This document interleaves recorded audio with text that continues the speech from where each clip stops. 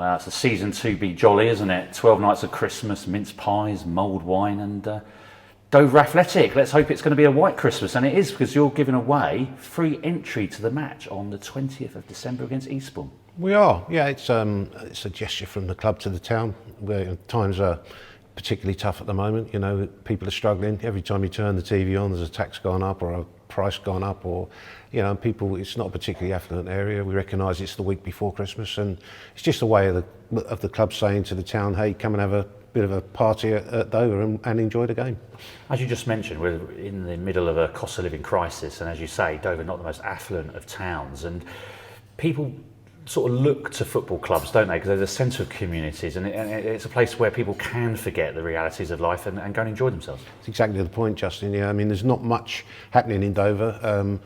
It's a place where the whole community can come, all ages, and there's something for everybody on that game. So just come and have a good time. Yeah. Now, as you say, there's lots of extra things that have been put on for that game. Just talk us through some of them. Yeah, I mean, we're opening extra catering outlets because we're anticipating a big crowd. So there'll be Father Christmas in his grotto. There's loads of giveaways for the kids. There's a disco from 12:30, again aimed at the younger people. There's a fancy dress competition with first and second prizes, 3 age groups.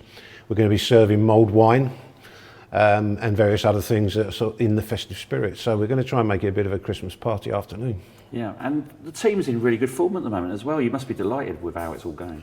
Yeah, it's I'm getting a nosebleed actually. I didn't expect to be this high up the table. I mean, we've done fantastically well considering we've had so many injuries and various other things. Took a little while to get used to the level and get the team shaped right, but now I think we've done that, and the boys are battling away and winning games. Yeah, and of course there was a great feel-good factor built up from last season, really, after that terrific season, and obviously the promotion at the end there. It'd be nice to carry that on, wouldn't it? Yeah, I mean, I think it has to a degree. As always, when you lose a few games, it does tend to wane a little bit, but that's the football. But actually, I think the spirit is generally very good. The feeling towards the club is good, and this game on the 20th is just a way of sort of saying to people, hey, we recognise, you know, the good feeling towards the club, and we want to give a little bit back to the town. Now, I see we've got the Christmas tree up here in the centre spot, and there's some decorations in other areas of the ground. I know that there's more to go up. So it is starting to look quite festive around here. Yeah, that's the idea. I think we want to just, yes, enjoy the football, and the football game's really important, but we all want to make it a good afternoon all around that. We're opening early, so we'll be open from 12. And we're putting loads of entertainment on, so it's going to be more than just a football match, but of course the football is still the most important part of the afternoon. I mean, these sort of events, they've been successful in the past in terms of the community day, which of course, you know, we've got a lot to thank Mega for. They've been brilliant with that, haven't they? You must be pleased that when you do put on the community matches, and hopefully this one as well, that they are well attended and people do really get behind them. Yeah, I mean, this one's slightly different in that the community days are tickets. This is no tickets, this is just come along. So it's a little bit difficult to ascertain exactly how many people are going to come. As I say, it's 5 days before Christmas, and yeah, hopefully people won't be busy and will come and have a start to their Christmas holidays. Yeah, because we've been a bit unlucky with the fixtures, haven't we, in the last few years, in terms of our Boxing Day match. We've not had a home game, which has been a little bit disappointing. Been very disappointing. I mean, that's one of the things when you keep getting promoted or relegated, because normally if you're in the same league you get alternate years where you get a Boxing Day home game, but it just hasn't worked out for us, and the fixtures over this Christmas are particularly unappealing, shall we say. Yeah. Of course, everyone's going to be sitting down with their turkey, opening their gifts on Christmas Day. What's Christmas Day look like for you? Are you a Christmas man, Jim? They call me the Grinch, but yeah, no, it's a family thing for us. It's you know, both Christmas Eve and Christmas Day is all around the family. Now, I've got to ask you about the pitch, because in previous years we've had problems, haven't we, in the winter, and we get into those months where it starts to get heavy with the rain and the weather conditions, and I can see that the ground staff are working very hard this morning on the pitch. Are there sort of things that are being put in place to try to avoid that this season? Yeah, I mean, the difficulty we have here is worms. We seem to have been a magnet for worms, and what happens is, of course, when it gets very wet, the worms come to the surface and they leave casts.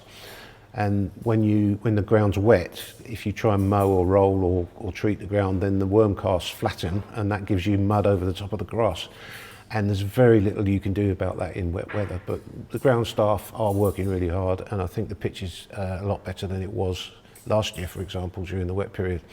The problem's going to be it might be a little bit bumpy because of the worm costs, and we haven't been able to get heavy equipment on.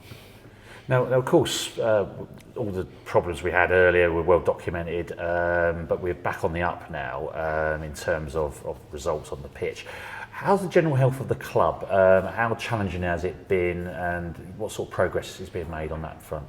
Well, we're very fortunate nowadays to have two really good sponsors in News Team and Mega. Mega is the main sponsor. News Team also a very major sponsor, and we're very grateful to them because it means that the club, I manage the club as always without debt, but it means we can get to the standard we're at without getting into debt because of the two fantastic sponsors, all the sponsors that we've got, but in particular those two.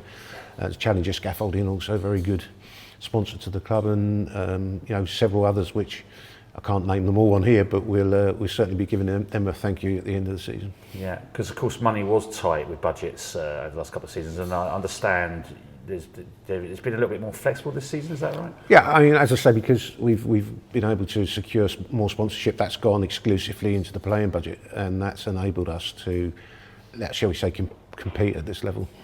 Now, obviously, Jake's done a fantastic job since he's come in, and as you say, you've got a nosebleed at the moment because we're sort of just beyond the playoff spots. How well a job do you feel he's done this season, and how do you feel we're adapting to National League South? Because it is really like what the National League used to be nowadays, the amount of money that's flying about. Yeah, it is. I've said several times it's equivalent to the National League or the conference when we were last in it at this level, maybe even a bit stronger. I think there's 9-10 full-time clubs in our league, which was unheard of before. So when you look at our part-time situation, I think our budget's, it's not top of the table, but it's mid-table budget, and I think Jake, with the resources he's got and the fact that we're part-time, has done a really good job. Yeah. And can I ask you about the ambition of the club? I mean, you've spoken candidly in the past about the club will have to compete at the level it can compete at. It will be down to finances, and you won't spend what you haven't got. So what realistically is the ambition, do you think, going forward for Dover? What's sort of the vision, would you say, of the next 5-10 years?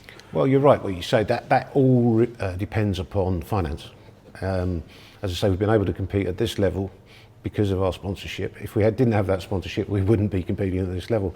I calculated roughly we need another £1 million to go into the National League now, which is really not the National League anymore. It's really an EFL standard setup.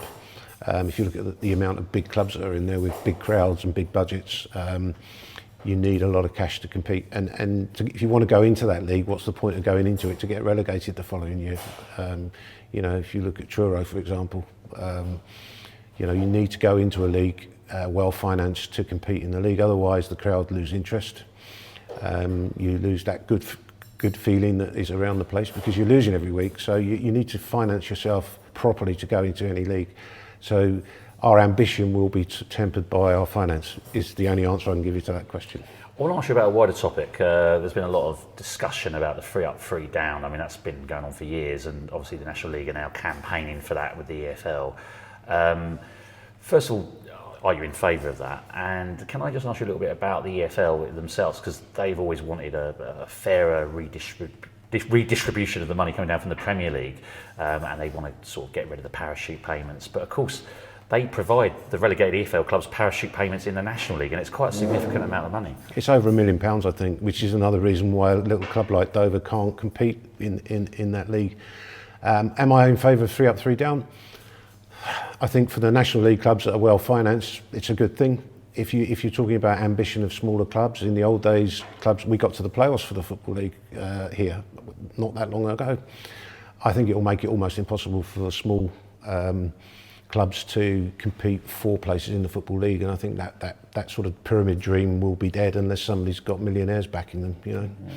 I was just going to ask you why is that? Could you just tell us the nuts and bolts why that is?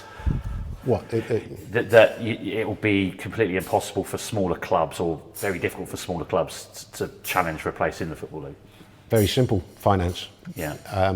It unfortunately is all down to finance these days. You've got to go full time if you're going to the National League, or I think every club is full time. Doesn't mean you have to, but full time clubs cost a lot of money to run. Because I think the EFL want to bring in their own financial fair play and profit sustainability rules in. Does that help or not?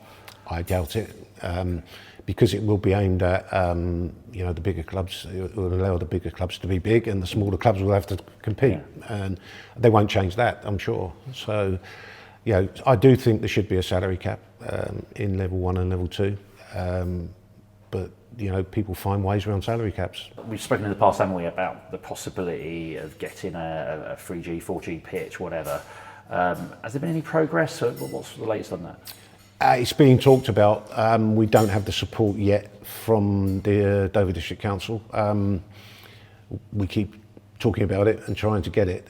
If you're not on their plan for pitches, then the chances of getting finance from Sporting England is zero. Right.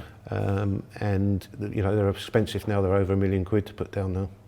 So we still would like to have a 3G pitch because of A, it'll stop the problems with the worms, and B, it provides some finance for the club. But it's finding that initial cost to get it put down. It's a lot of money, isn't it? Now, you've been here, 20 years, is it? 21, I think. 21 years, yeah. I remember when you rescued the club, we were in a really bad way, I think, in the Eastbourne Premier, going down to the Eastbourne South, if I remember rightly. So, how do you reflect on all those years? It's been quite a roller coaster, isn't it? It's football, though, isn't it? I mean, it's a circular thing. It's been tough at times. There's been elation and there's been disappointment, but we have this saying, never too high, never too low. You have to take it on the chin and just keep plugging away and keep trying to do the right things. So I look upon it with pride. I mean, the club, we had the issues over COVID, which I still think I did the right thing. But the club's been stable, it's survived, it's got no debt. We've built fantastic facilities here at the Mega Community Stadium. We've got a league standard ground. Certainly one of the best, if not the best, at level 2, and competes with many at level 1. So I look on it with pride. But of course I'm not getting any younger, so we have to look to the future and see what happens. Yeah, I was going to ask you about that, because of course you've retired from your job now, which means you can spend more time here. How are you enjoying that? How are you sort of adapting to life in retirement and spending more time at the club? Well, enjoying spending more time at the club. Am I enjoying retirement? Not really. I don't feel very challenged these days, which is disappointing. But we carry on. Yeah, but the club gives you that sort of release, I suppose. Yeah, the club keeps me active, but it's not a full-time job, if I'm being honest. Yeah. We've got a good staff here that basically run the place, and I do is just make a nuisance of myself in the mornings. And Sally, how is she? Yeah, she's good, thanks, Justin. Yeah, she still comes along and serves the teas up in the VIP area on a match day. Yeah, and other members of your family, of course, very heavily involved as well. Yeah, the family are all pretty much involved in the club, and great help to us. And just finally, Jim, how are you spending Christmas? What's your plans this year? Well, we'll be at home, either in our house or one of the family's houses, and just a standard traditional Christmas. Yeah, I know you probably don't believe in Santa Claus anymore, but if you were going to get a gift this Christmas, what would you like him to bring you? Oh, blimey. Another £1 million so we could get promoted. Well, thanks very much, Jim, and a Merry Christmas to you. And to you, Justin. Thanks very much.